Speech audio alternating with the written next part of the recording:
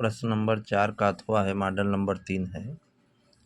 दिया है कि ए बी एक ऊंचा भवन है। भवन के शिखर से एक टावर है जो CE है, यहाँ दर्शाए हैं हम।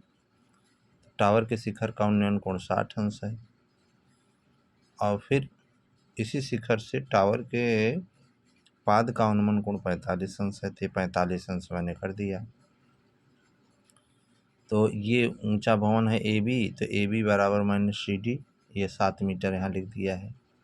और DE बराबर H मीटर, ये 45 है, तो एकांतर कोण है 45 होगा। सबसे पहले मैंने समकोण त्रिभुज ABC लिया, ABC, तो लंब बटे आधार बराबर tan थीटा, तो 7/BC बराबर tan 45 अंश। यहाँ देखिए, तो tan 45 का मान 1, तो 7/BC बराबर 1, तो BC बराबर 7 बराबर AD। यह BC किसके बराबर है? ये BC जो है ये इसके बराबर है, क्योंकि समांतर चतुर्भुज है AD की। अब ऊपर वाला त्रिभुज लिया मैंने, समकोण त्रिभुज ADE से, तो D मैंने H माना है, तो लंब H और AD अभी निकाला गया, तो D/AD बराबर tan 60 हुआ, तो H/7 बराबर √3, तो H बराबर 7√3 मीटर हुआ। ऊपर वाला 7√3, नीचे वाला 7, तो पूरी केबल की ऊंचाई कितनी हो गई? केबल की ऊंचाई CD नीचे वाला और फिर DE, तो 7/7 या 7√3 + 1, इतना ही आंसर लिख सकते हैं। अगर √3 का मान 1.73 रखेंगे तो इतना आ जाएगा। अब आता है प्रश्न नंबर 5। प्रश्न नंबर 5 में क्या है?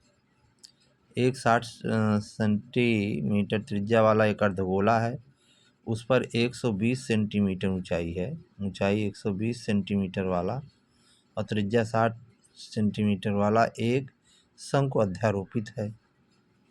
ये ठोस है। अब इस ठोस को एक बेलनाकार पार्ट में डाला गया, तो बेलनाकार बर्तन में डाला गया। उस बेलनाकार बर्तन की त्रिज्या है 60 और ऊंचाई है 180 सेंटीमीटर। ऊंचाई कितना है? 180 सेंटीमीटर। तो पूछ रहा है कि अगर इस ठोस को उस बेलन में डालें तो कितना पानी शेष रहता है। तो पहले मैंने ठोस का आयतन निकाला।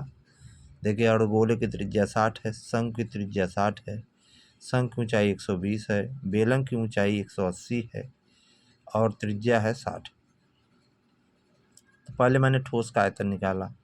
तो ठोस के आयतन में क्या है? शंकु का आयतन और अर्धगोले का आयतन। शंकु का आयतन धन अर्धगोले का आयतन 1/3 πr²h, 2/3 πr³, 1/3 πr² कॉमन ले लीजिए तो बचेगा यहाँ h, यहाँ 2r बचेगा। तो 1/3 पाई, r का जगह 60 × 60 कर दिया। h ऊंचाई शंकु का 120 है, धन 2 × 60, तो ये काट दिया, 3 दूनी 26, 20 का गुणा 60 में 1200 पाई और 120 240 गुणा करेंगे 288 30 पाई घन सेंटीमीटर आ गया। इसके बाद बेलन का आयतन निकालेंगे, πr²h, तो पाई गुणित 60 × 60 गुणित 180 गुणा करेंगे 648 30 पाई घन सेंटीमीटर आया। अब शेष पानी का आयतन निकालना है, तो बेलन के आयतन में से उस ठोस का आयतन घटा दीजिए, तो बेलन का आयतन माइनस ठोस का आयतन, तो ये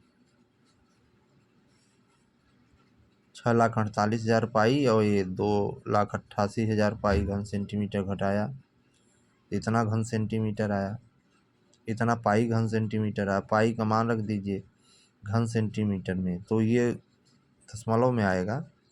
इसको हमने घन मीटर बना दिया है, ध्यान रखिएगा। घन मीटर माने 2 2 4 2 6 जीरो का भाग दे देंगे तो ये घन मीटर में बदल जाएगा। तो घन मीटर में हमने भाग दे करके निकाला तो 1.131 घन मीटर आया।